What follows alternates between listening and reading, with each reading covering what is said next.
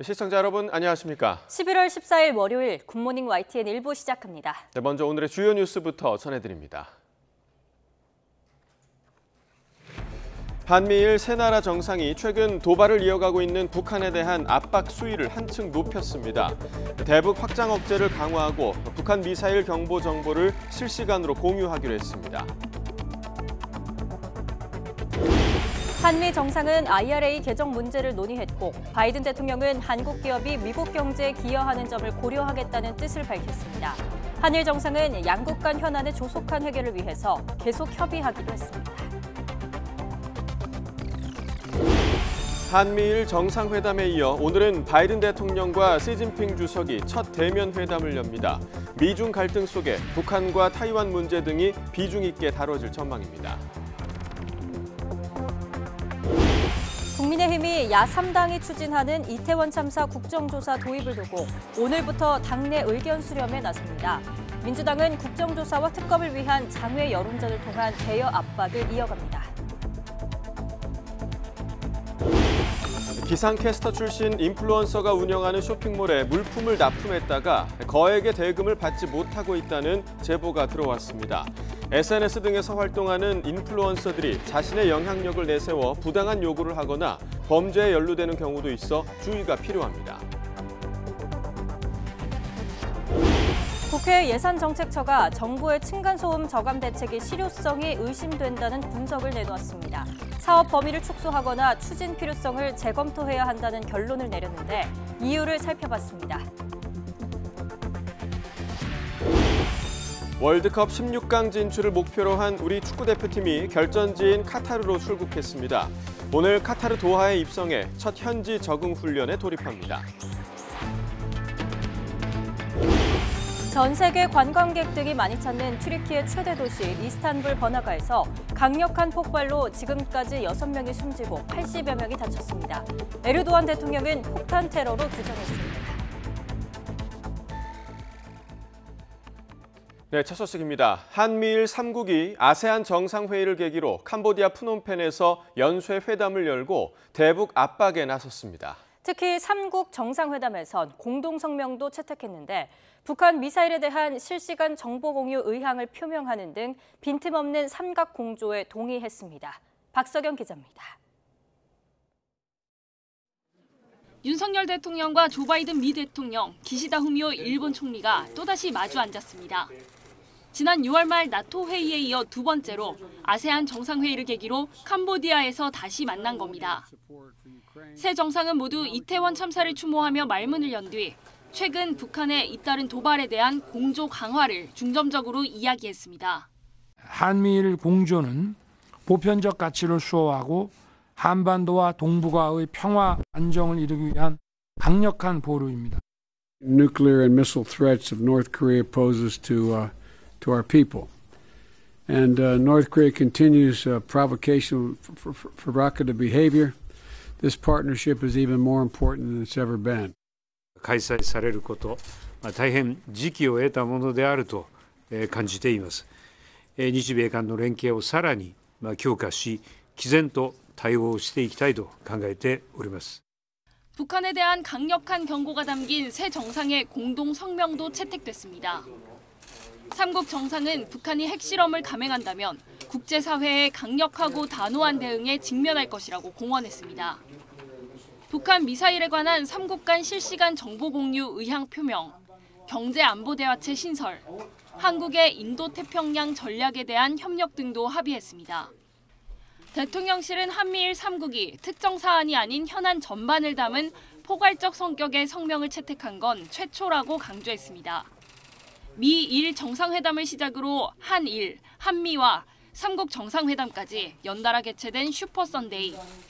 한미일 정상의 연쇄 회동은 박근혜 정부 때인 지난 2016년에 이어 6년 7개월 만인데 북한 7차 핵실험이 임박했다는 관측이 나오며 한반도 긴장이 고조된 가운데 세 나라가 삼각 공조로 대북 대응을 한층 더 강화하는 모습입니다. YTN 박석영입니다. 한미일 3국 정상회담에 앞서 열린 한미 한일 정상회담에서는 대북 문제 이외에 양국 간 현안도 비중 있게 다뤄졌습니다. 한미 회담에서는 미국의 인플레이션 감축법 IRA가 집중 논의됐고 한일 회담에서는 과거사 문제 조속한 해결을 위해 노력하자는 데 공감대를 이뤘습니다. 조소연 기자가 보도합니다. 한미 정상회담은 예정보다 20분 길어진 50분간 진행됐습니다. 지난 9월 UN 총회에 이어 2달 만에 다시 만난 윤석열 대통령과 바이든 대통령은 안보 경제 현안을 두루 조율했습니다. 특히 한국산 전기차를 보조금 대상에서 제외하는 미국의 인플레이션 감축법 IRA 개정 문제를 비중 있게 다뤘습니다. 윤 대통령은 IRA 협의 채널이 긴밀하게 가동되고 있다며 지난달 바이든 대통령의 친서를 통해 미국 측의 진정성 있는 협의 의지를 확인해줬다고 평가했습니다. 이에 바이든 대통령은 한국 기업들이 자동차, 전기 배터리 등의 분야에서 미국 경제에 기여하는 바가 크다며 이를 고려해 IRA 이행 방안이 논의돼야 한다고 말했습니다. 두 정상은 한미동맹 70주년인 내년 미국 워싱턴에서 만나 동맹 발전 방향을 심도 있게 논의하기로 했습니다. 윤 대통령은 한미 회담과 한미일 정상회의에 이어 기시다 후미오 일본 총리와 45분간 회담했습니다. 9월 뉴욕 약식 회담에 이어 2달 만에 다시 마주한 겁니다. 한일 정상은 대북 공조와 함께 양국 관계 정상화 방안을 논의했습니다. 양국 현안과 관련해 외교 당국 간 활발한 소통이 이루어지고 있다고 평가하고 조속한 해결을 위해 계속 협의해 나가기로 했습니다. 최대 현안인 강제징용 배상 해법의 필요성에 공감대를 이룬 것으로 보여 조만간 진전을 끌어낼 수 있을지 주목됩니다.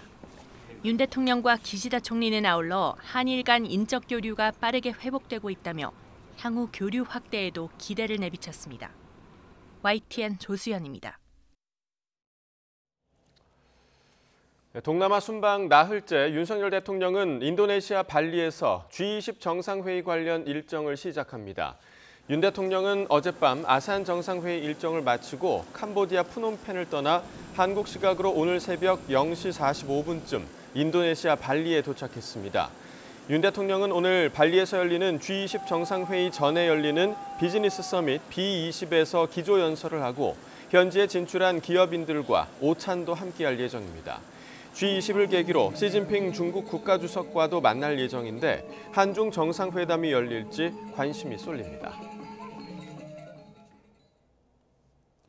미중 갈등이 장기화하는 가운데 바이든 미국 대통령과 시진핑 중국 국가주석이 오늘 주요 20개국 G20 정상회의가 열리는 인도네시아 발리에서 처음으로 대면 정상회담을 갖습니다. 제이크 설리번 백악관 국가안보보좌관은 현지 시간 13일 캄보디아에서 인도네시아로 이동하는 기내에서 가진 브리핑에서 바이든 대통령은 시진핑 주석과의 만남을 최대한 이용하길 원한다며 회담이 2-3시간가량 진행될 거라고 밝혔습니다. 그러면서 미국은 중국과의 분쟁을 추구하지 않는다는 점을 명백히 밝힐 거라고 밝혔습니다. CNN 방송은 이번 회담에는 굵직한 사안들이 많이 걸려 있어서 비중이 크지만 성과에 대한 기대는 크지 않다고 보도했습니다. 이번 미중 정상회담은 한미일 정상회담 이후 이뤄지는 데다 특히 북한의 핵실험 가능성이 거론되는 상황이어서 대북 문제도 비중 있게 다뤄질 전망입니다.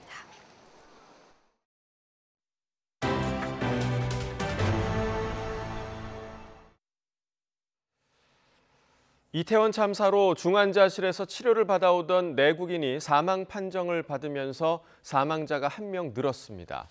참사 보름 만인 어젯밤 11시까지 참사로 숨진 사람은 모두 158명으로 내국인 132명, 외국인 26명입니다. 또 집계된 부상자 196명 가운데 10명이 아직 병원에서 치료를 받고 있습니다. 이태원 참사 관련 수사에 나선 경찰이 어제도 서울교통공사 직원 등을 불러 조사했습니다. 경찰청 특별수사본부는 어제 서울교통공사 종합관제단 소속 관제팀장 A씨와 서울 용산구청 직원을 참고인 신분으로 소환했습니다. 관제팀장 A씨는 이태원 참사 당일 종합관제단 야간 근무를 맡았는데 특수본은 이태원역장이 무정차 통과 요청을 언제 했는지 등을 추궁한 것으로 전해졌습니다. 특수본은 빠른 시일 안에 수사 범위를 확대하겠다고 밝혔는데 이번 주 이임재 전 서울 용산경찰서장을 비롯해 주요 피의자들에 대한 소환도 본격화할 전망입니다. 더불어민주당과 정의당 등 야 3당이 추진하는 이태원 참사 국정조사 도입을 두고 국민의힘이 오늘부터 당내 의견 수렴에 들어갑니다. 아직까지는 국정조사를 받아서는 안 된다는 의견이 지배적인데 민주당은 대국민 여론전 수위를 단계별로 높여나간다는 계획입니다. 엄윤주 기자의 보도입니다. 국민의힘 주호영 원내대표는 오늘 3선 이상 중진 의원을 시작으로 이태원 참사 국정조사와 관련한 의견 수렴에 나섭니다. 당내 일각에서 야당만으로 꾸려지는 국정조사를 막자는 주장도 나오는 만큼 여러 의견을 들어보겠다는 취지입니다. 언론 보도를 보니까 민주당이 협의해 오겠다고 이야기했는데 협의가 오면 협의 내용을 보겠습니다. 하지만 YTN 취재진과 통화한 중진 의원들은 정쟁만 일으킬 국정조사를 굳이 받아들일 필요가 있겠느냐며 대부분 반대 입장을 밝혔습니다. 주호영 원내대표는 초재선 의원들도 만날 예정인데 여소야대 상황에서 예산 처리가 시급한 여당의 태도 변화가 있을지 관심입니다. 반면 주말부터 광역시도당 차원에서 서명운동을 벌이고 있는 민주당은 장외 여론전을 통해 대여 공세를 이어가고 있습니다. 조직력을 앞세워 윤석열 정부를 겨냥한 대대적인 규탄 집회를 열지도 검토에 들어갔습니다. 경찰에 수사를 맡기고 그 결과를 기다리자는 것은 결국 셀프 수사를 통해서 그 책임 있는 경찰 그리고 정부의 책임을 묻어버리겠다는 것으로밖에 보이지 않습니다. 휴일에도 국정조사 실시를 두고 여야 대변인들은 날선 신경전을 이어갔습니다. 신속한 수사 결과만이 야당이 그토록 원하고 있는 정치적 책임과 국가 배상의 근거가 될 수 있습니다.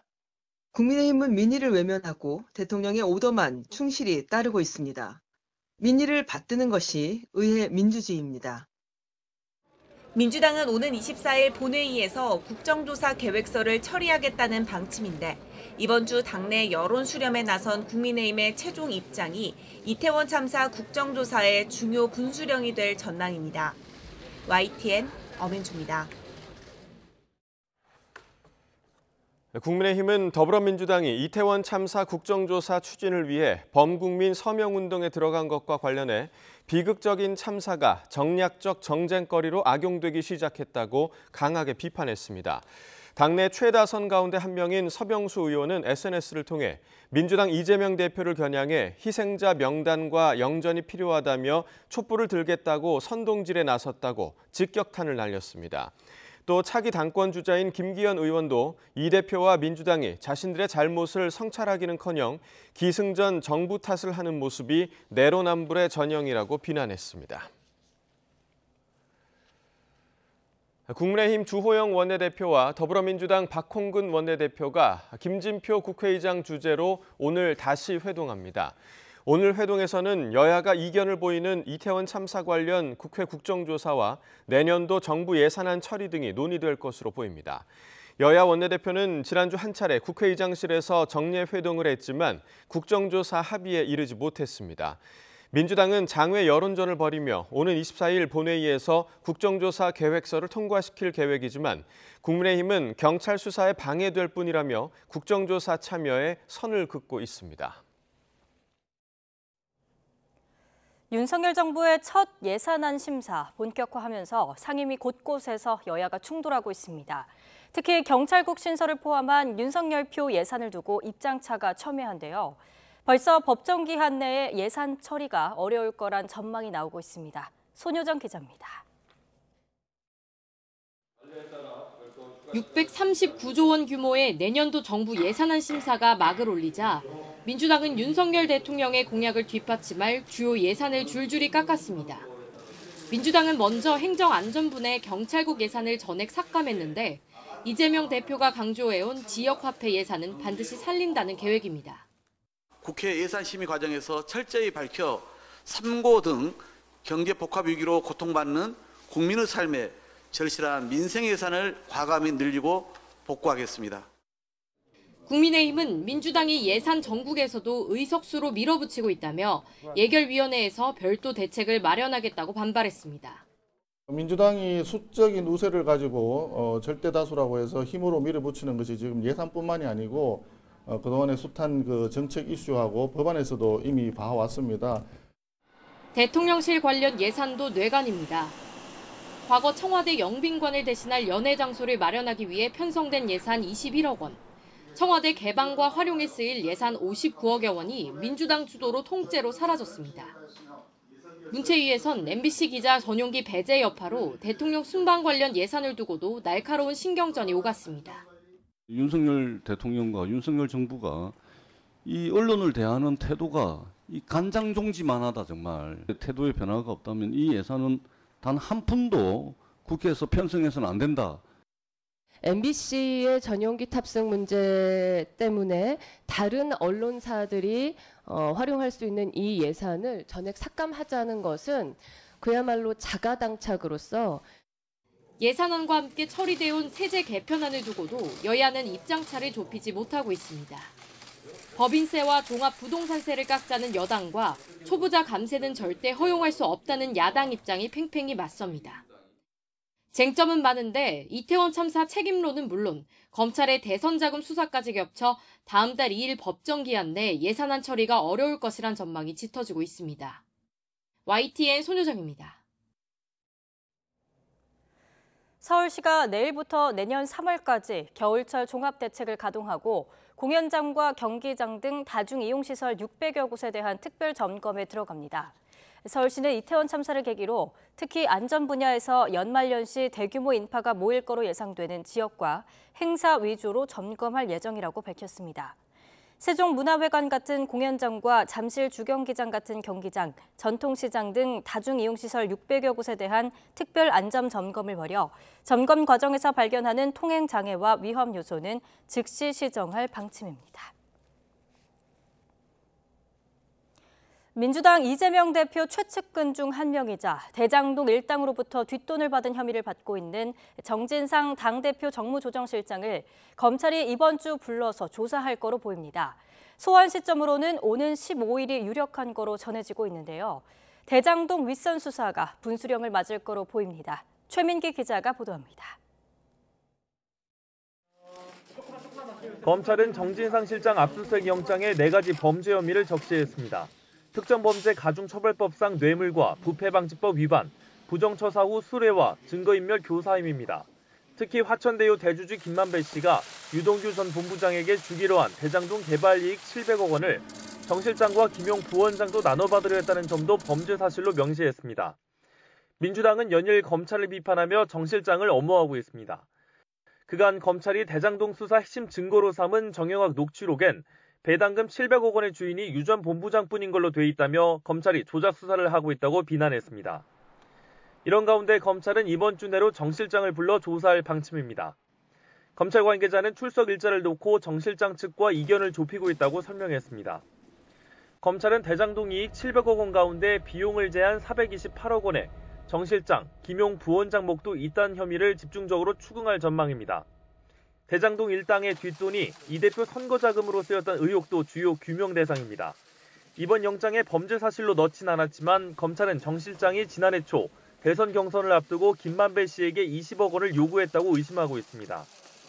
이보다 앞선 2014년 성남시장 선거 땐 정 실장 도움으로 위례신도시 개발 사업을 따낸 남욱 변호사로부터 비자금 4억 원을 받아 당시 이 대표 재선 자금으로 썼다고 보고 있습니다.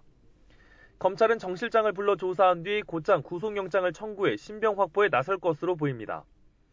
앞서 검찰은 압수수색 영장에서 정 실장을 이 대표와 정치적 공동체로 규정하며 사실상 이 대표를 직접 겨냥한 상황. 그런 만큼 조만간 있을 정 실장 소환 조사와 향후 구속 여부에 따라 이 대표를 겨누고 있는 검찰의 대장동 윗선 수사 향배가 좌우될 전망입니다. YTN 최민기입니다. 아파트 지상 주차장에서 이리저리 돌진하고 다니던 택시가 행인까지 덮치면서 주민 한 명이 숨졌습니다. 이외에도 전국 곳곳에서 교통사고가 잇따랐습니다. 송재인 기자입니다.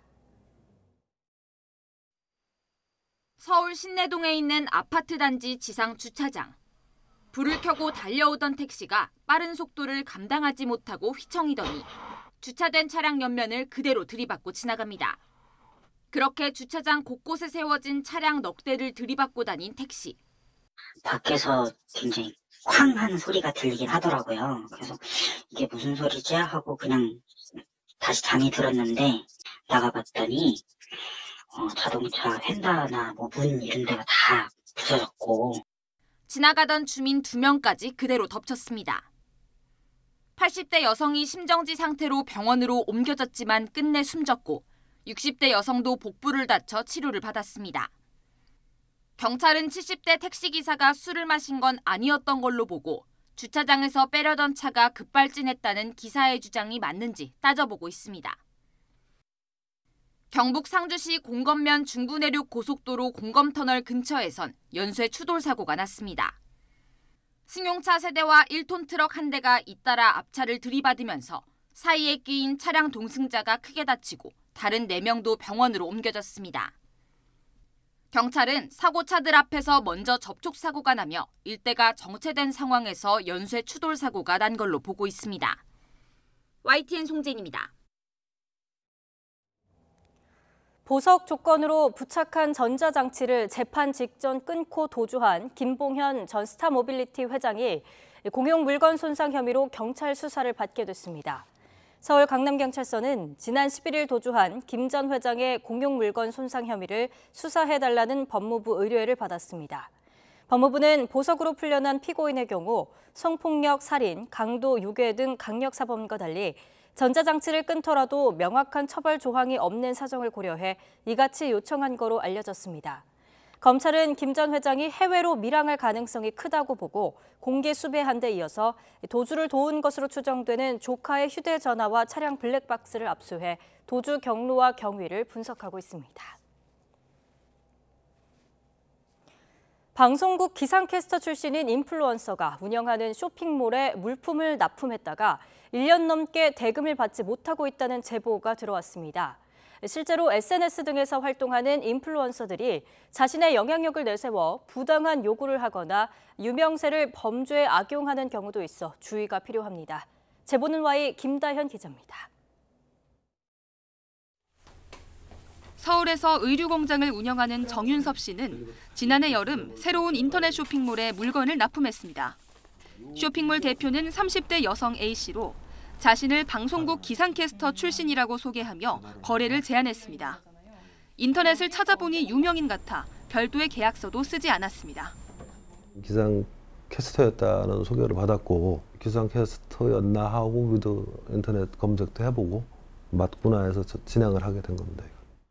하지만 이후 A씨는 차일피일 결제를 미루면서 연락을 피하기 시작했습니다. 결국 정 씨는 1년이 지난 지금까지도 물건값 4천만 원가량을 받지 못해 고소 절차를 준비하고 있습니다. 취재진이 서울 도심에서 A씨가 운영하는 매장을 직접 찾아가 봤습니다. 마네킹에 골프 의류들이 걸려 있는데요. 건물 관계자는 A씨가 최근까지도 이곳을 찾아 업무를 봤다고 말했습니다. A씨는 대금 미납 사실을 인정하면서도 사정이 있었다고 해명했습니다. 개인적인 일이나 가족의 일이나 이런 것 때문에 일을 많이 놓치게 되면서 이게 약간 밸런스가 깨지면서 여러 가지 일이 났던 것 같아요. 다른 업체에도 미납금이 있지만 큰 문제가 되지 않았다고도 말했습니다. 거기는 워낙에 저희가 거래를 되게 많이 한 곳이어가지고 사장님한테는 제가 이런저런 얘기를 조금 편하게 할 수 있는 상황이어서. 하지만 SNS 속 A씨 모습은 이 같은 해명과 많이 달랐습니다. 명품 옷을 걸치고 해외여행을 가거나 골프를 치는 모습이 최근까지도 꾸준히 올라왔습니다. A씨는 모든 게 협찬이라고 주장했지만 대금을 받지 못한 자영업자 입장에선 분통이 터질 수밖에 없는 상황입니다. 실제로 SNS에 대규모 구독자를 거느린 인플루언서들이 자신의 영향력을 앞세워 부당하게 금전적 이득을 얻거나 범죄에 연루되는 사례가 적지 않습니다. 유명 댄서가 액세서리를 협찬받고도 사진 게재 약속 등을 무시해 논란이 일기도 했고 인플루언서를 내세운 수십억 원대 투자 사기 일당이 경찰에 붙잡히기도 했습니다. 문제는 인플루언서를 믿고 투자했다가 피해를 보더라도 사기 등 고의가 입증되지 않으면 처벌이 쉽지 않다는 점입니다. 사전에 인플루언서에 대해서 철저한 조사나 검증이 필요하고 계약서에는 광고 운영 방식이나 비용, 위약금 같은 그런 중요한 사항들을 구체적으로 작성하는 것이 중요하고 SNS 시대 대중에게 연예인 못지않은 영향력을 행사하는 인플루언서의 책임도 중요하지만 이들의 유명세를 믿고 섣부르게 투자하지 않는 세심한 주의도 필요해 보입니다. YTN 김다연입니다. 국토교통부가 제출한 층간소음 저감 대책, 내년도 예산안이 국회에서 심사 중인데요. 예산안을 분석한 국회 예산정책처는 실효성이 의문스럽다는 결과를 내놨습니다. 그 이유가 뭔지 최기성 기자가 취재했습니다. 국회 예산정책처가 지난달 펴낸 보고서입니다. 국토부가 추진하는 층간소음 저감 대책에 보완이 필요하다는 내용이 담겨 있습니다. 저소득층에게 소음 저감 매트 설치비 최대 300만 원을 무이자로 빌려주는 방안에 대해 경제적 부담으로 작용할 거라고 예산처는 지적했습니다. 또 층간소음 피해를 겪고 있는 가정은 이미 자비로 매트를 설치했을 가능성이 크다면서 융자를 추가로 신청할지도 의문이라고 적었습니다. 무상 지원이 아닌 대출로 해결하는 방법은 저소득층에게 경제적 부담이 크기 때문에 수요자가 제한적입니다. 따라서 적극 참여할 만한 유인 요소가 적어서 실제 신청자는 많지 않을 것으로 예상됩니다. 또 매트를 설치한다고 해도 층간소음이 얼마나 줄어들지 의문스럽다고 예산처는 문제를 제기했습니다. 내년 사업 때 설치 가능한 고급형 매트 10개 가운데 중량 충격음 차단 효과가 확인된 매트는 하나뿐입니다. 그마저도 저감량이 6dB에 그칩니다. 층간소음 민원 가운데 69%는 아이들 뛰는 소리나 발걸음 소리 같은 중량 충격음인 만큼 매트를 깔아도 효과가 크지 않을 거라는 분석입니다. 오래된 공동주택을 리모델링할 때 고성능 바닥구조 자재를 사용하면 비용 일부를 연 4% 금리로 빌려주는 사업도 지적했습니다. 한 분석관은 리모델링 사업 연간 수주액이 1조 원에 달하는 건설사들이 번거로운 행정 절차를 거치면서 대출을 받을 이유가 없다고 말했습니다. 건설사도 굳이 정부를 통해 돈을 빌릴 필요가 없다는 반응입니다. 리모델링 건설사가 대부분 1군 건설사라 오히려 대출 조건이 더 좋거나 별 차이가 없을 것 같고 파격적인 지원 아닌 단순 금전 대여는 큰 의미가 없는 것 같습니다. 예산처는 이런 내용을 종합할 때 사업 범위를 축소하거나 추진 필요성을 재검토해야 한다고 결론지었습니다. 국토부 관계자는 예산안 심사 중이라 정식 인터뷰가 어렵다면서 신축주택은 규제를 강화하면 되지만 지어진 주택은 할 수 있는 게 많지 않다는 점을 이해해달라고 했습니다.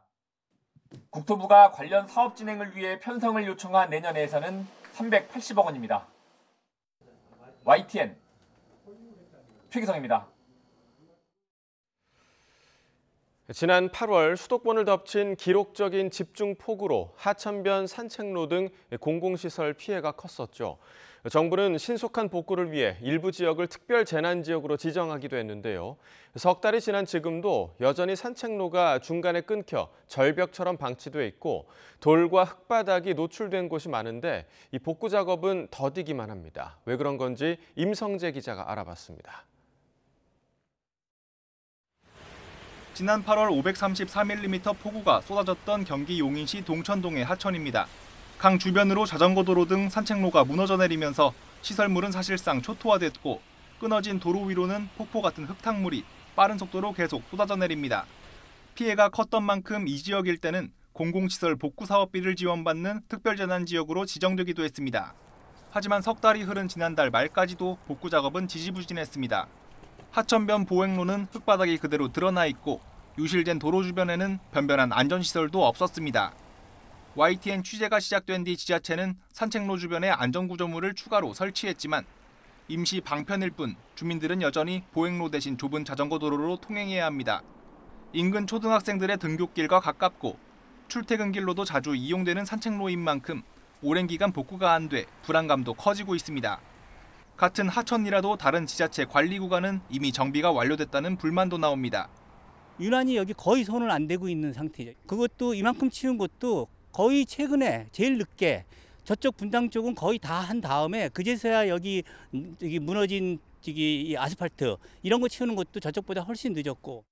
용인시는 특별재난지역 복구 사업에선 국비가 차지하는 비중이 큰데 예상보다 늦은 지난달 말에서야 예산이 내려와 착공이 늦어졌다고 해명했습니다. 반면 행정안전부는 8월 폭우와 9월 태풍 흰남노 관련 복구 재원이 한꺼번에 처리돼 다소 늦어진 측면이 있다면서도 시급한 복구 작업엔 지자체가 지방세를 먼저 사용할 수 있다는 설명을 내놨습니다. 신속한 복구가 목적이라는 특별재난지역 지정이 무색하게 작업은 몇 달째 진척이 없는 상황. 주민들은 앞으로도 한동안 조마조마한 마음을 안고 위험한 발걸음을 옮겨야 합니다. YTN 임성재입니다. 낙농진흥회가 원유값을 올리기로 하면서 이번 달 마시는 우유 가격도 일제히 인상됐습니다. 소비자들의 부담도 커졌지만 우유를 많이 쓰는 업종은 원재료 값을 감당하기 어려워 제품 가격을 올려야 할지 걱정이 큽니다. 윤혜리 기자의 보도입니다. 이번 달 우유 가격이 줄줄이 오릅니다. 서울우유는 오는 17일부터 2,710원인 흰우유 1리터 가격을 6.6% 인상하기로 했고 매일유업도 900ml 우유 제품 가격을 2,610원에서 2,860원으로 9.6% 올립니다. 낙농진흥회가 올해 연말까지 마시는 우유에 쓰이는 원유값을 리터당 52원 올리기로 하면서 우유값도 평균 5에서 10%가량 인상된 겁니다. 우유를 끊기 어려운 소비자들의 부담이 커졌습니다. 우유 가격이 많이 올라서 저희는 아기가 있어서 자주 사 먹는데 조금 부담스럽긴 해요. 그럼요, 부담되지. 우리 같은 나이 있는 사람들은 한 푼이라도 적게 쓰려고 그러잖아요. 우유를 많이 쓰는 대표적인 업종인 카페 사장들도 당장 커피 가격을 올려야 할지 고민입니다. 올해 초 수입 원두 가격이 올라 가격을 한 번 인상했는데 납품받는 우유 가격까지 오르면 치솟는 원가를 더는 감당하기 어려운 수준입니다. 원두 가격이 한 20% 정도 인상이 됐고 또 다른 부자재 가격도 많이 인상이 됐거든요. 근데 원유까지 또 인상이 된다고 하면 저희는 좀 이거를 제품 가격에 반영을 해야 되나 아니면 이대로 또 끌고 가야 되나. 전국 카페 사장 협동조합은 이번 우유값 인상이 커피 음료 제품의 전반적인 가격 인상으로 이어질 수 있다며 소비자 가격 인상 한도를 최소한으로 해달라는 호소문을 냈습니다. 원두 가격 상승했을 때는 버티고 버텼었는데 이번 우유 가격 상승으로 인해서 전국의 모든 카페가 가격 인상을 고려할 수밖에 없는 지금 불가피한 상황으로 지금 치닫고 있는 거죠. 올해 상반기 스타벅스와 투썸플레이스 등 주요 커피 업체들은 이미 음료 가격을 100원에서 400원가량 올렸고 지난달 가격 인상을 잠정 보류했던 이디야 커피는 연내 인상 시기를 다시 조율하고 있습니다. 원유값 인상이 우유는 물론 유제품과 전반적인 커피 가격까지 끌어올리게 되면 서민들의 생활 물가 부담은 더 커질 수밖에 없습니다. YTN 윤혜리입니다. 올해 수도권 아파트 청약에 당첨되고도 계약하지 않은 물량이 1년 전보다 3배 가까이 증가한 것으로 나타났습니다. 부동산 정보업체 리얼투데이가 한국부동산원 자료를 분석한 결과를 보면 올해 들어 지난 10일까지 수도권에서 무순위 청약으로 나온 아파트 미계약 물량은 7,363가구로 집계됐습니다. 이는 지난해 같은 기간 2,698가구의 2.7배 수준입니다. 무순위 청약은 일반 청약 뒤 부적격 당첨이나 계약 포기로 다시 나온 물량에 대해 무작위 추첨으로 당첨자를 뽑는 걸 말합니다. 코로나19 신규 환자가 일요일 발표 기준 10주 만에 최다를 기록하며 유행 증가세를 뚜렷이 나타냈습니다. 재유행 대비책으로 개량 백신 접종이 한창인 가운데 현재 유행 우세종인 BA.5를 기반으로 개발된 개량 백신 접종이 오늘부터 시작됩니다. 김평정 기자입니다. 이번 겨울 코로나19 재유행이 본격화한 가운데 휴일에도 확진자 증가세가 이어졌습니다. 신규 환자는 48,465명으로 일주일 전보다 11,000여 명 늘었습니다. 또 일요일 발표 기준으로 지난 9월 4일 이후 10주 만에 최다를 기록했습니다. 유행 규모가 계속 증가하자 정부는 오미크론 변이에 대응하도록 개발된 이가 백신 접종을 늘리는 데 집중하고 있습니다. 오미크론 변이 가운데 BA.1 기반 백신은 이미 접종하고 있고 BA.4.5 기반 백신도 접종을 시작합니다. BA.4.5 기반 이가 백신은 현재 우세종인 BA.5를 토대로 개발됐습니다. 동물을 대상으로 한 전 임상 시험에서 BA.4와 5에 대한 감염 예방 능력이 기존 백신보다 2.6배 높았습니다. 상대적으로 더 높은 효과를 기대할 수 있는 만큼 18세 이상은 3%대, 고위험군인 60세 이상도 10%대에 그치고 있는 겨울 추가 접종률을 끌어올릴 것으로 기대됩니다. 접종 대상이 되시는 분들은 BA.5가 붙어있는 이과 백신이 어느 정도 유리한 부분들이 대부분 있기 때문에 선택이 어려우신 분들은 BA.5 백신을 찾아 맞으시는 게 좋을 것 같습니다. 겨울 추가 접종은 기초 접종을 마친 18세 이상 국민 가운데 마지막 접종 또는 감염 이후 4개월이 지난 사람이 대상입니다. 개량 백신은 3종류 가운데 선택할 수 있고 mRNA 백신을 원하지 않으면 유전자 재조합 백신을 맞아도 됩니다. 모바일 예약에 익숙하지 않은 고령층을 위해 예약 없이 의료기관에 남은 백신을 맞을 수 있는 현장 접종도 조만간 시행될 예정입니다. YTN 김평정입니다. 파울로 벤투 감독이 이끄는 축구대표팀 본진이 카타르로 출국했습니다. 손흥민 부상 등의 악재가 있지만 담대한 도전을 이어갑니다. 서봉국 기자가 보도합니다. 역대 두 번째로 원정 16강에 도전하는 벤투호가 결전의 땅 카타르로 출국했습니다. 최종 명단 26명 중 유럽파 8명을 제한 인원들은 팬들의 배웅 속에 비행기에 올랐습니다. 유럽파 선수들은 소속팀 일정 탓에 차례로 카타르에 도착하는데 황의조가 가장 먼저, 안면 부상에서 회복 중인 에이스 손흥민이 가장 늦게 수요일 합류합니다. Of course, we know that the results we reach along the process were important, and of course we will try to do everything. 2010년 남아공 대회에 이어 또 한 번 목표 달성을 위해서는 4개 나라가 겨루는 조별리그에서 2위 안에 들어야 되는 상황. 첫 상대 우루과이부터 가나, 포르투갈 등 힘겨운 적수들인데다 손흥민 외 풀백 김진수의 부상 등도 변수입니다. 저희가 또 무실점으로 잘 이어간다면 분명히 저희 선수들이 골을 넣을 수 있는 능력이 충분히 있기 때문에 운동 장비와 의료기구, 식자재 등 무려 3톤의 짐을 싣고 떠난 벤투. 우리 시간 낮 정오쯤 도하에 입성해 늦은 밤 첫 훈련에 돌입합니다. YTN 서봉국입니다. 그룹 방탄소년단의 정국이 오는 20일 열리는 카타르 월드컵 개막식 무대에 섭니다. 소속사 빅히트뮤직은 정국이 카타르 월드컵 공식 사운드 트랙과 월드컵 개막식 공연에 참여한다고 밝혔습니다. 방탄소년단은 월드스타 위상에 걸맞게 카타르 월드컵에서 역할을 맡을 거로 추정이 됐고 지난달 정국이 카타르를 방문한 사실이 알려지면서 이 같은 관측에 더욱 힘이 실렸습니다. 그룹 방탄소년단 멤버 가운데 첫 입대로 관심을 끌고 있는 진이 최전방 부대로 입대합니다. 진은 팬 커뮤니티에서 다음 달 생일인데 신나느냐는 팬의 질문에 최전방이 떴다고 대답했습니다. 진의 생일이 다음 달 4일인 점을 고려하면 연내 논산훈련소가 아닌 전방 신병교육대로 입대하라는 입영 통지서를 받은 거로 보입니다. 진은 최근 아르헨티나 부에노스아이레스에서 밴드 콜드플레이와 공연을 한 뒤 입영 연기 취소원을 제출했습니다.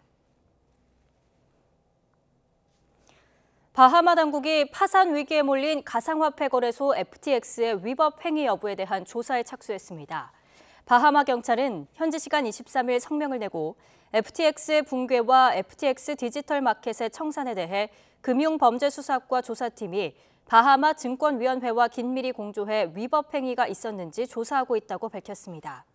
바하마는 FTX에 본사가 있는 곳으로 FTX 디지털 마켓은 바하마에서 코인 거래를 중개하는 자회사입니다.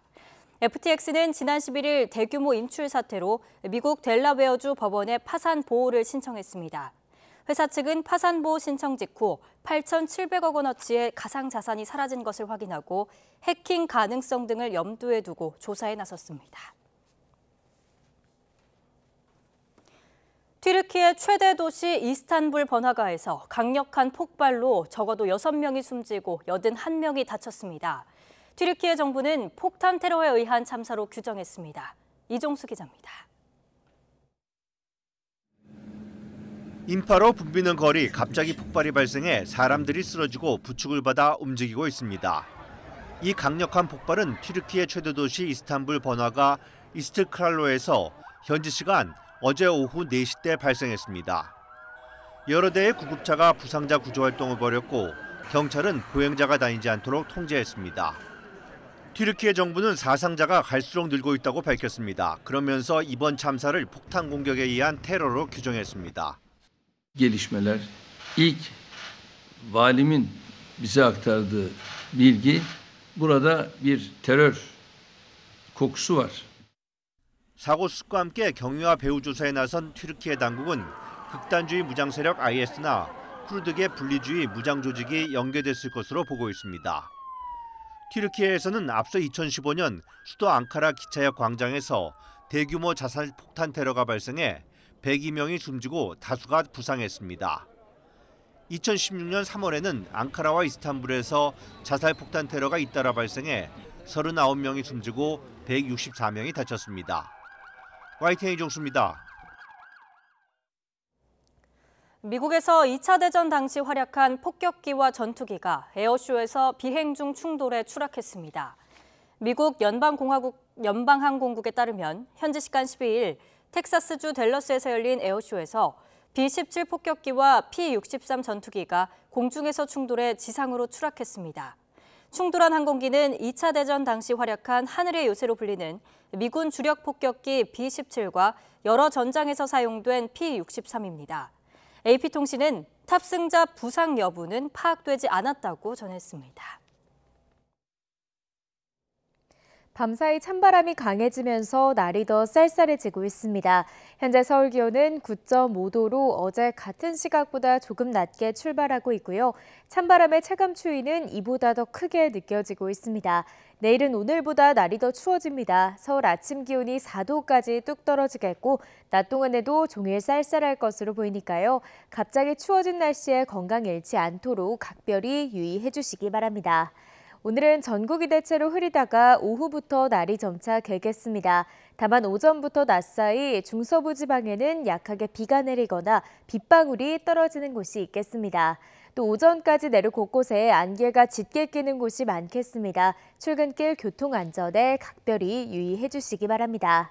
현재 기온 살펴보겠습니다. 현재 서울 기온 9.5도, 대구는 10.5도로 어제 같은 시각보다 3에서 8도가량 낮게 출발하고 있습니다. 낮 동안에도 찬바람이 불면서 종일 쌀쌀하겠습니다. 오늘 낮 기온 서울 14도, 대전 15도, 대구도 15도, 광주는 16도가 예상됩니다. 이번 한 주간 내륙은 대체로 맑고 건조한 날씨가 이어지겠고요. 수능일인 목요일에는 전국적으로 맑은 날씨 속에 큰 추위는 없을 것으로 보입니다. 지금까지 날씨 정보였습니다.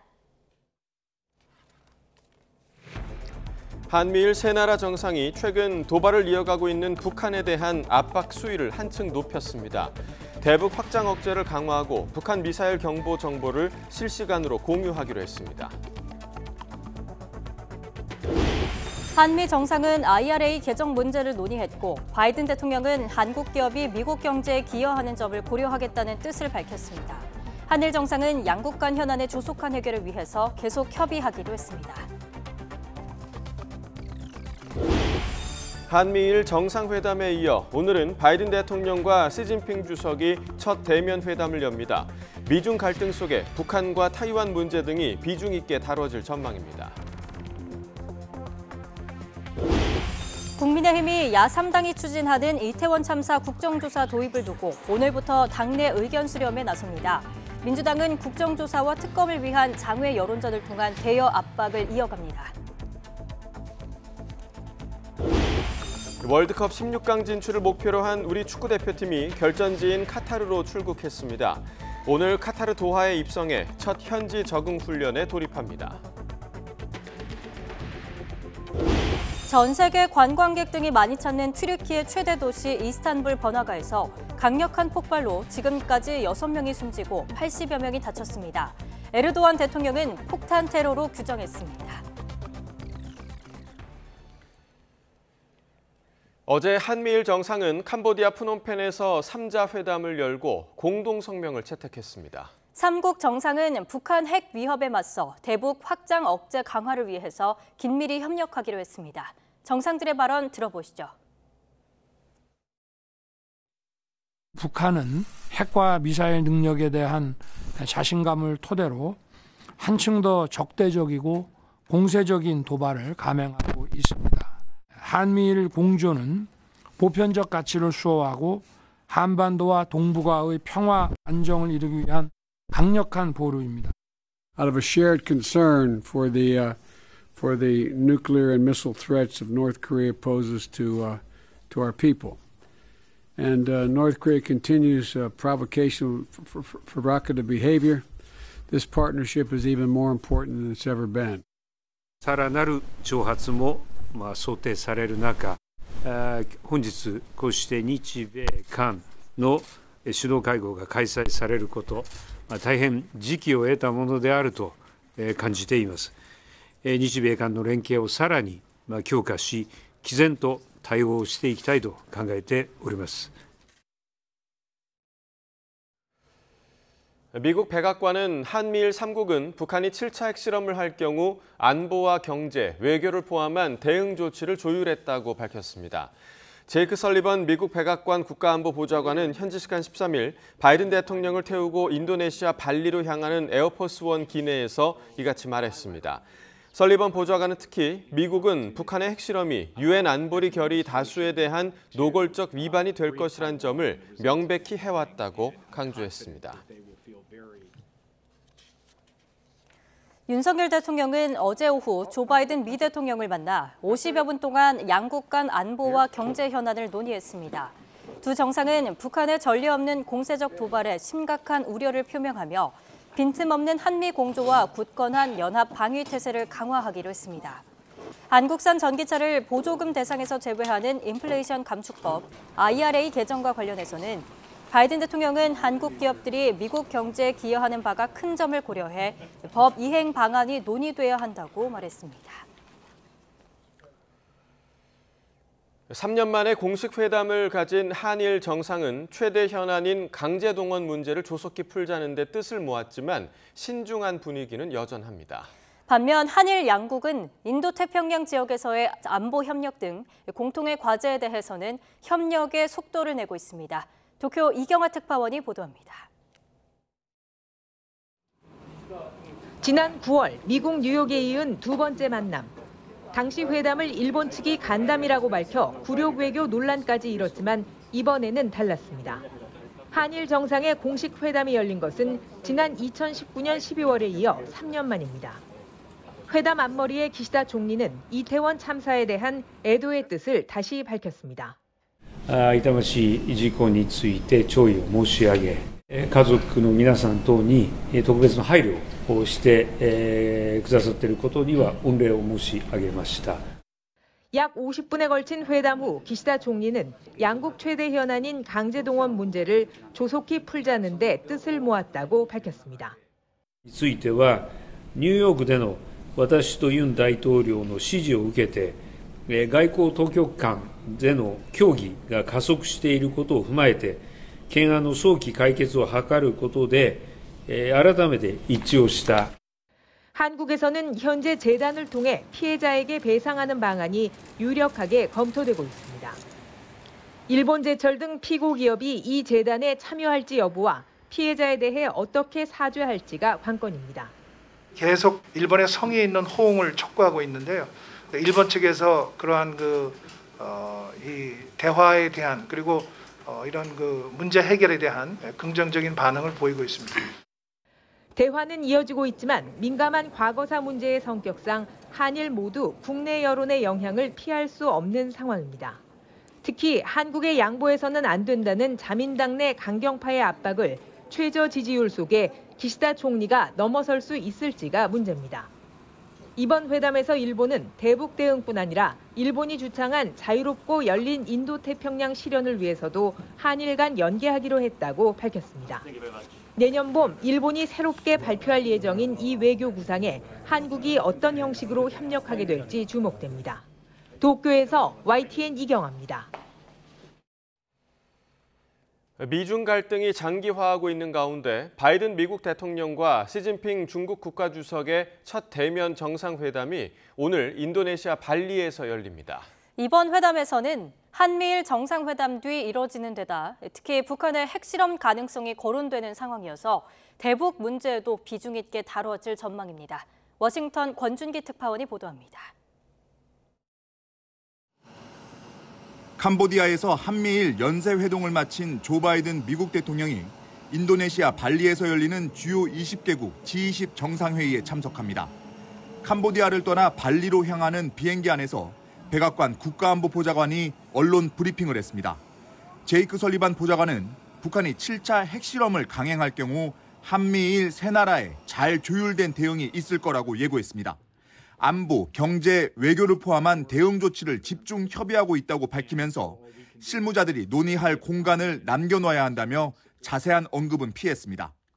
The three leaders did coordinate on a joint response in the event that there would be a seventh nuclear test by the DPRK, and they tasked their teams to work out.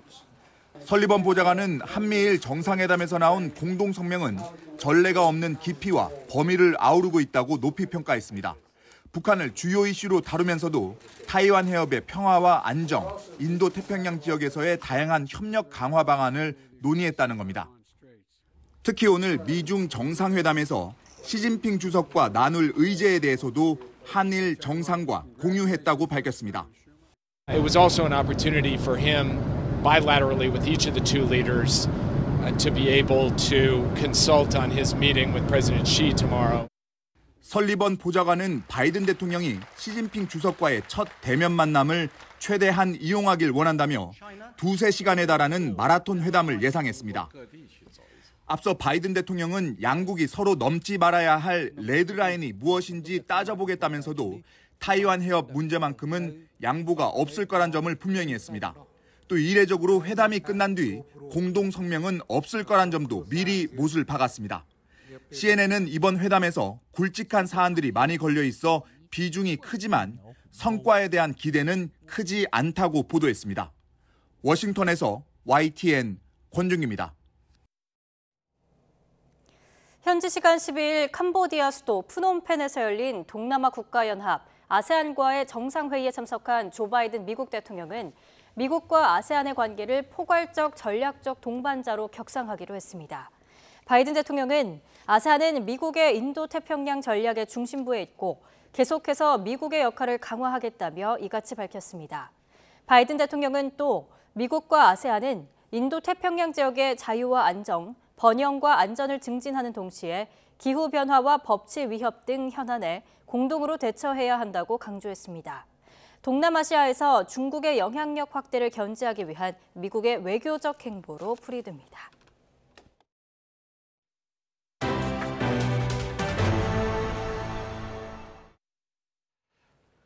더불어민주당과 정의당 등 야3당이 추진하는 이태원 참사 국정조사 도입을 두고 국민의힘이 오늘부터 당내 의견 수렴에 들어갑니다. 국민의힘 주호영 원내대표는 오전 10시부터 3선 이상 중진 의원들과 함께 비공개 간담회를 진행합니다. 이 자리에서는 이태원 참사 국정조사와 예산심사 등 여야가 대치하는 현안이 논의될 전망입니다. 더불어민주당은 이태원 참사 국정조사와 특검 도입을 위한 대국민 서명운동을 전국으로 확대합니다. 민주당은 서울과 경기에 이어 오늘 경남과 광주, 인천에서 차례로 대국민 서명운동 발대식을 엽니다. 내일은 대전, 대구와 강원도, 모레는 제주, 부산과 전라북도 등에서 발대식이 진행될 예정입니다. 민주당 이재명 대표의 최측근 중 한 명이자 대장동 일당으로부터 뒷돈을 받은 혐의를 받는 정진상 민주당 대표실 정무조정실장을 검찰이 이번 주에 불러 조사할 것으로 보입니다. 서울중앙지검 반부패 수사 일부가 정 실장 측과 일정 조율을 거친 결과 내일 소환 조사가 유력한 것으로 알려졌습니다. 검찰은 이번 조사에서 정 실장을 상대로 주요 혐의에 대한 사실관계를 확인하고 이재명 대표의 범행 인지 여부와 관여 여부를 집중적으로 추궁할 전망입니다. 더불어민주당은 이재명 대표 최측근들을 겨냥하며 잇따라 당사를 압수수색하고 고강도 수사에 나선 검찰에 상당히 격앙된 분위기입니다. 하지만 이 대표를 향해 조여드는 수사 국면을 타개할 뾰족한 방법이 없다는 점에서 당내 고민도 깊어 보입니다. 조성호 기자의 보도입니다. 참사 희생자를 애도하는 여운이 가시기도 전에 검찰은 또다시 민주당사를 찾았습니다. 이재명 대표의 최측근 정진상 당대표 정무조정실장 혐의 관련 강제 수사에 나선 겁니다. 국회 본청회까지 들이닥친 검찰에 민주당은 들끓었습니다. 국회의장께서 이미 제출 방식을 제안했음에도 이를 거부하고 기어코 국회 본청까지 쳐들어온 폭거를 저질렀습니다. 말을 아끼던 이재명 대표도 턱밑까지 파고든 검찰 수사를 조작이라고 일축하며 각을 세웠습니다. 허무맹랑한 조작 조사하려고 대장동 특검을 거부하는 것이라는 생각이 듭니다. 국민을 속이고 역사를 속이는 것도 잠시라는 사실을 잊지 마시기 바랍니다. 당 차원에서는 야권의 국정조사 추진으로 이태원 참사에 쏠린 눈을 돌리려는 것으로 깎아내리면서 전국을 주도하려 힘을 쏟고 있지만 이태원 참사에 대한 국민적 관심을 돌리려고 하는 국면 전환용 정치 탄압이고 정치 쇼다 이렇게 규정합니다. 여당은 참사를 고리로 민주당이 이재명 살리기에 나선다는 프레임으로 공세 수위를 끌어올리고 있습니다. 국정조사는 의회주의를 볼모로 한 이재명 살리기에 불과합니다. 방탄의원단 뒤에 숨는다고 저지른 죄가 없어지지 않습니다. 당내 기류도 간단치 않습니다. 이 대표 결백을 믿는다는 의견이 여전히 우세하지만 이재명 대표에 대한 수사 혹은 의도는 있겠지만 기소하기 어려울 거라고 봅니다. 이재명 대표가 직접적으로 자금을 수사하고 그런 사람 아닙니다. 한편으로는 수사 상황을 신중하게 지켜봐야 한다는 분위기도 없지 않습니다. 유동규나 남욱 이 두 분보다 김만배 씨가 과연 입을 여느냐, 열면 어떤 식으로 여느냐가 굉장히 중요할 것 같습니다. 이런 가운데 이 대표가 검찰에 불려나와 조사받는 것도 시간 문제라는 데는 이견이 없습니다. 이재명 대표에 대해서 조사받으러 오라고 하면 일단 응할 계획입니까? 지금 피할 방법이 있을까 싶습니다. 저렇게 막무가내이지 않습니까? 조사에는 응할 것이다. 당당하게 싸워 나가야 된다. 당장은 이재명 대표를 엄호하면서 윤석열 정부와 검찰을 겨냥한 비판에 주력하고 있지만 검찰이 가지고 있는 또 다른 카드를 쉽게 예측하기 어렵다는 점에서 어떻게 대응해야 할지 민주당의 고민이 깊을 수밖에 없습니다. YTN 조성호입니다.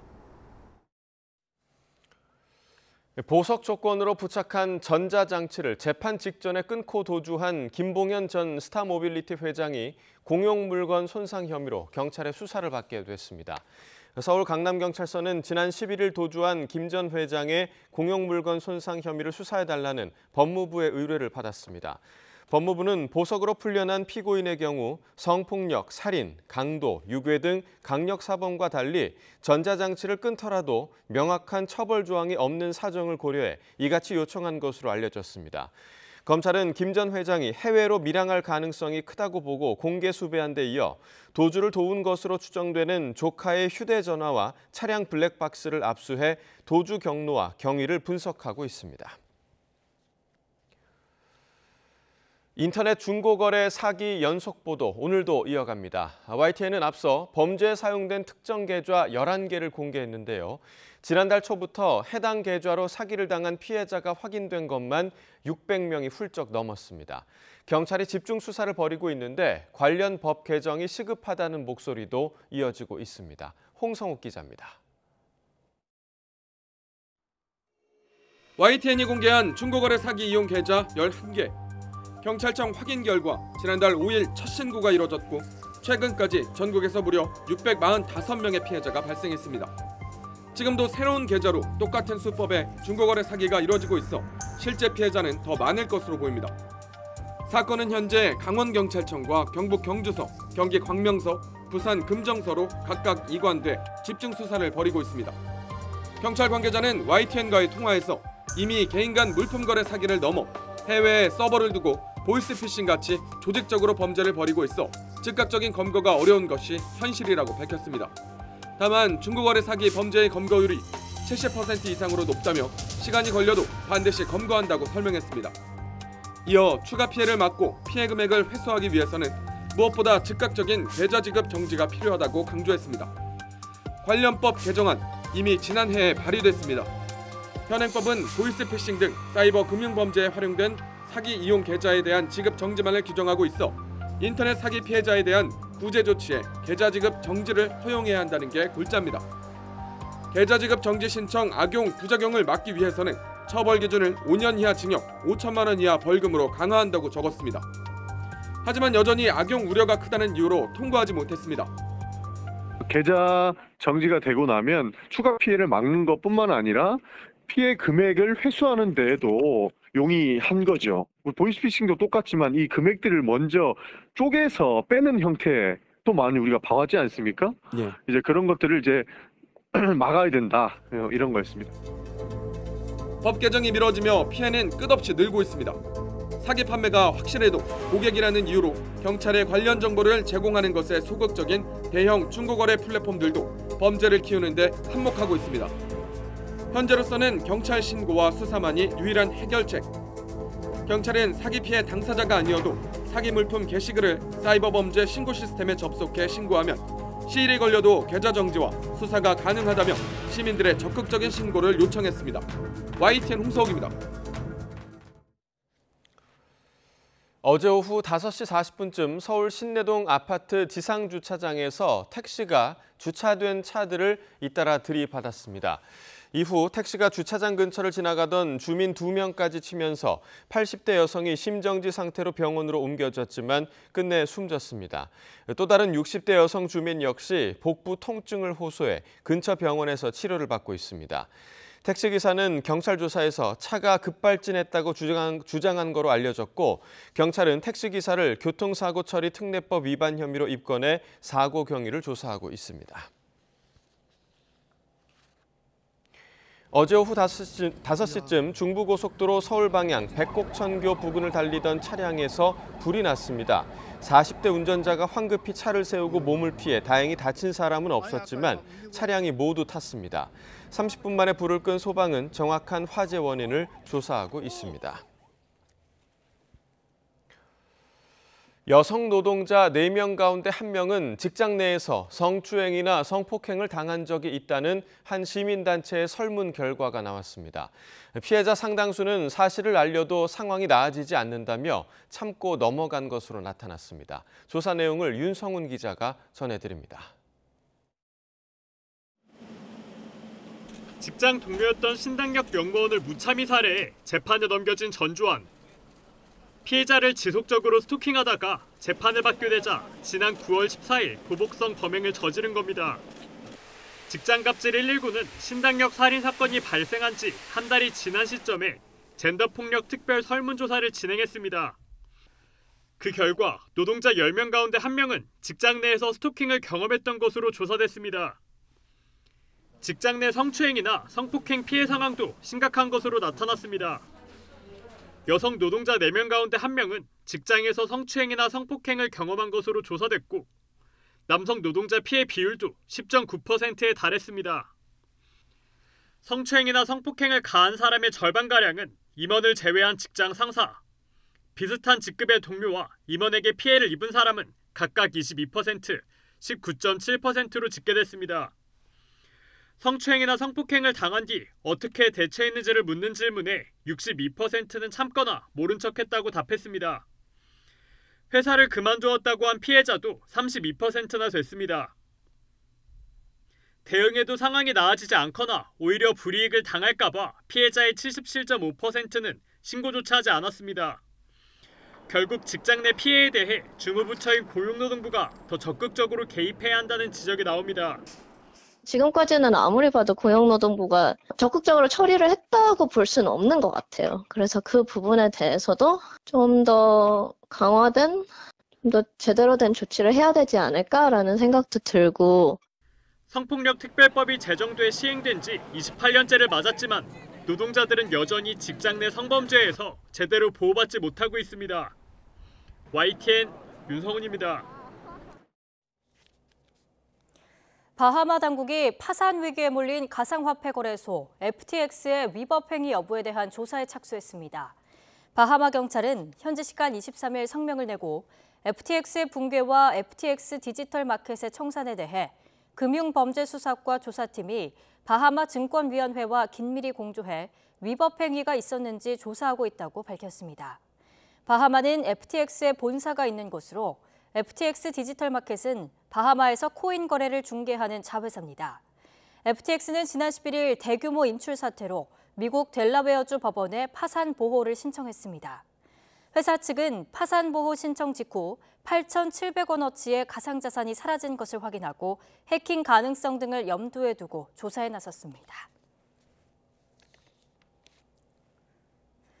파산 보호를 신청한 글로벌 가상화폐 거래소 FTX발 가상화폐 위기가 다른 거래소까지 확산할 조짐을 보이고 있습니다. 현지 시간 13일 미국 최대 가상화폐 거래소인 코인베이스에 따르면 크립토닷컴이 발행한 코인 크로노스는 24시간 전 대비 20%대 급락했습니다. 크립토닷컴은 거래량 기준 글로벌 15위권의 가상화폐 거래소입니다. 크립토닷컴은 급락과 관련해서 32만 개의 이더리움을 게이트.io 거래소 계좌로 실수로 송금했기 때문이라고 설명했습니다. 하지만 시장에서는 거래소가 고객 자금 인출에 대비한 준비금을 충분히 마련하지 못해 서로 부족한 자금을 빌려주며 돌려막기를 하고 있다는 의혹이 커지고 있습니다. 현지 시간 어제 오후 4시 때 튀르키예 이스탄불의 번화가인 아스티크랄 거리에서 강력한 폭발이 발생해 90명 가까운 사상자가 발생했습니다. 튀르키예 정부는 이번 폭발로 현재까지 6명이 숨지고 81명이 다쳤다고 밝혔습니다.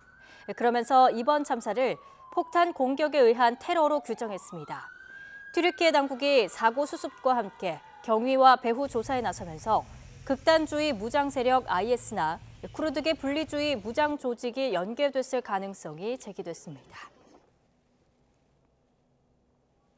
미국 중간선거 막판 개표 결과 집권 민주당이 네바다주 상원의원 선거에서 극적으로 공화당의 역전승을 거두면서 상원에서 50석을 확보했습니다.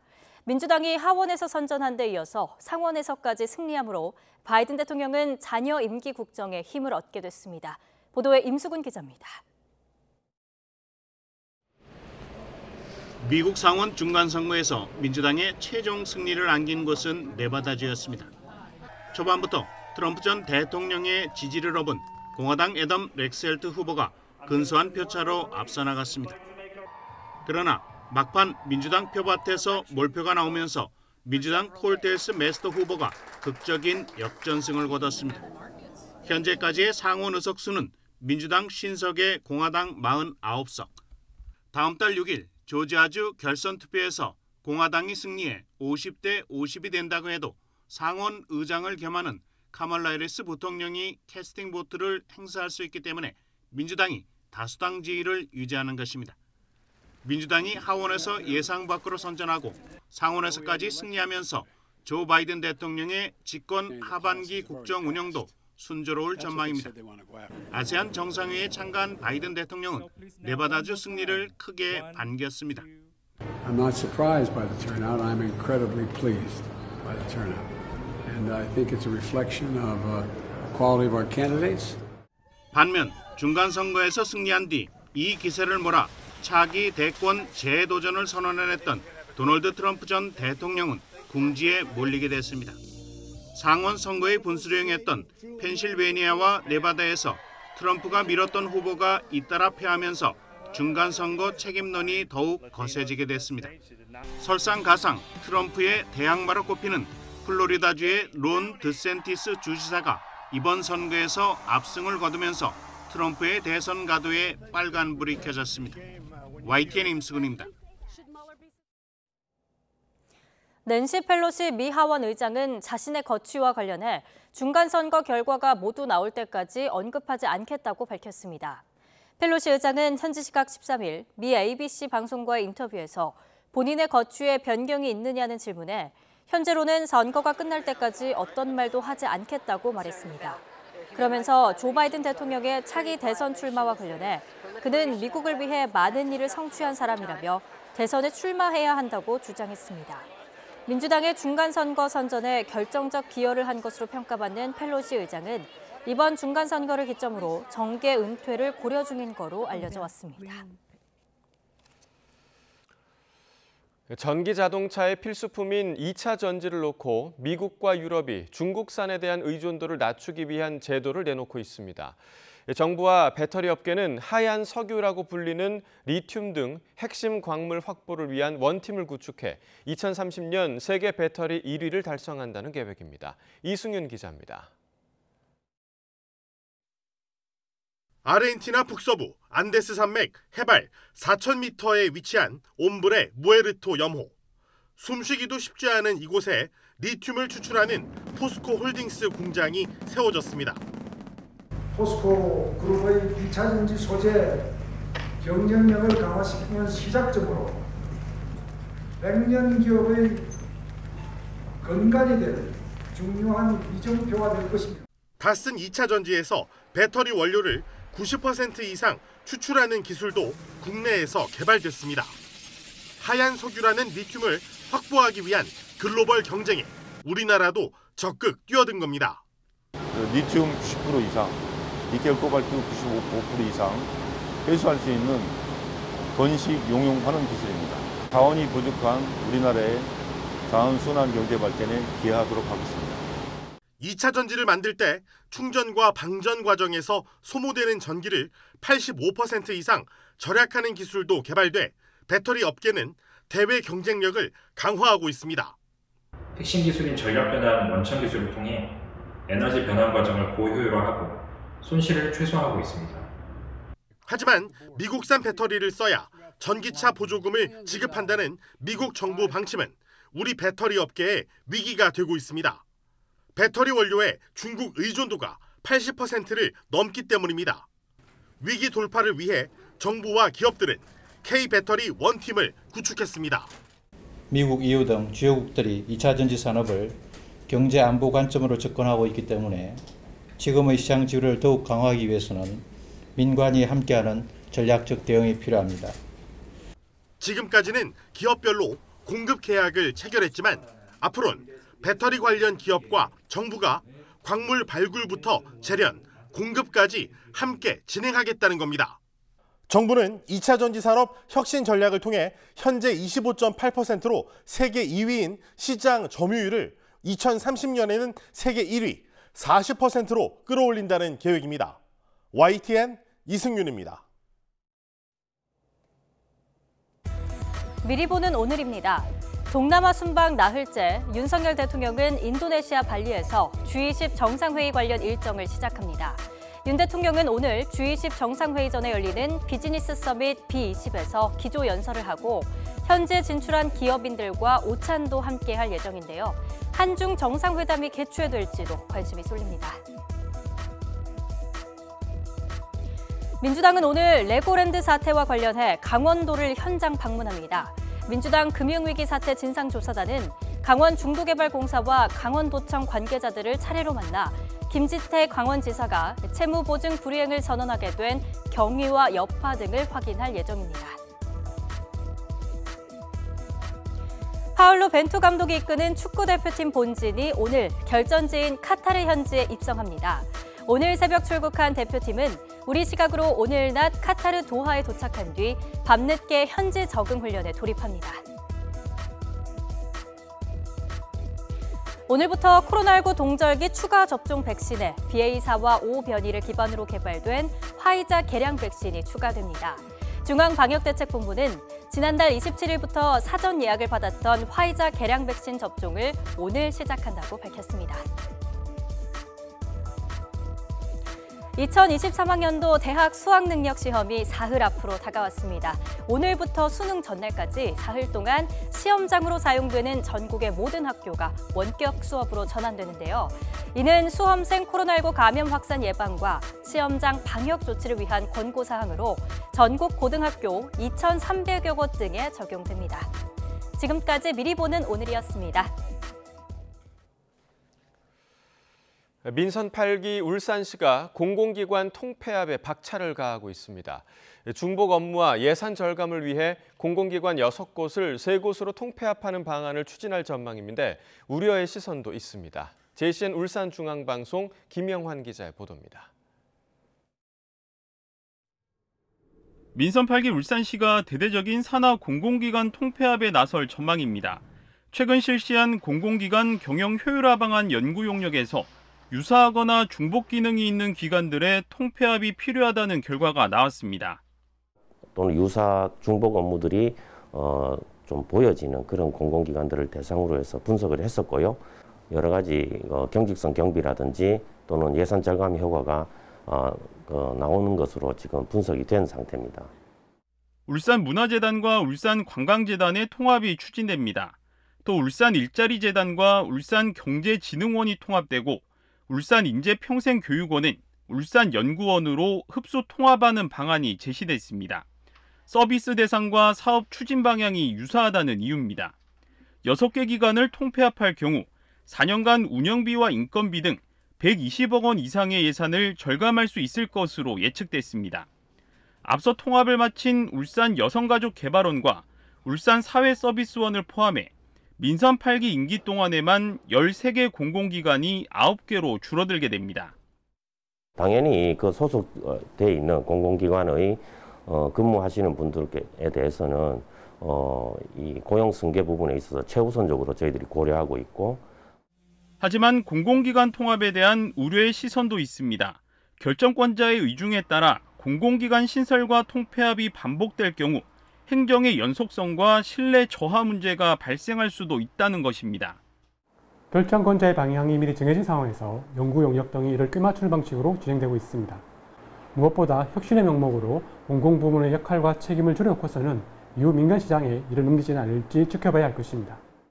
여기에 전임 시장 때 임명돼 임기가 남은 산하 기관장들에 대한 물갈이를 위해 기관 통폐합을 밀어붙이는 것이 아니냐는 시각도 있습니다.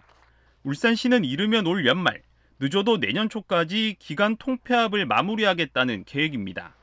JCN 뉴스 김용환입니다. 기름값 상승 등으로 생선을 공급하는 어민들의 어려움이 이만저만이 아닙니다. 김범한 기자가 명품 굴비의 고장 영광 수협 위판장에 가서 어민들의 이야기를 들어봤습니다. 채 동이 트지 않은 시각. 명품 굴비의 원조 참조기 위판이 시작됩니다.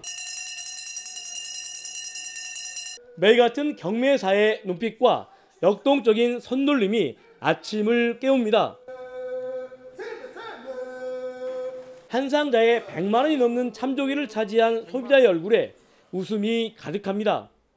지름이 잘잘 흐르고 노란기가 많고 배가 넙떡하면서도 이거는 다 모양새 보고 참조기라고 알거든요. 그러니까 이거는 진짜 참조기예요. 하나 섞어진 것도 없고. 코로나로 외국인 선원이 줄고 우크라이나 전쟁 등으로 기름값이 오르면서 어민은 삼중고를 겪고 있습니다. 첫째는 저희들이 기름값이 많이 상승돼서 어민들이 상당히 힘들고, 그 다음에 선원 문제, 임금 문제나 이런 문제들이 상당히 좀 이렇게 비싸서 어민들이 어려움을 좀 겪고 있습니다. 보통 가격보다 20% 정도 싸게 파는데도 경기가 나빠 소비마저 줄면서 굴비 가공업체도 어렵기는 마찬가지입니다. 코로나로 쌓인 재고도 부담입니다. 굴비는 소금과 바람의 선물이라고 그러죠. 저희 영광은 염산이라는 소금을 생산하는 면이 있고, 그 좋은 소금을 가지고 굴비를 집집마다 전해오는 전통 방법으로 가공하다 보니까 명품 굴비가 되는 겁니다. 사실 국민 여러분께서 국민 생선인 영광 굴비를 많이 드셔줘야만이 어민도 살고 저희 굴비 유통은 저희도 먹고 삽니다. 전국 최고의 참조기 위판구를 자랑하는 영광수협의 올해 조기 위판량은 예년의 3분의 1인 1,800여 톤.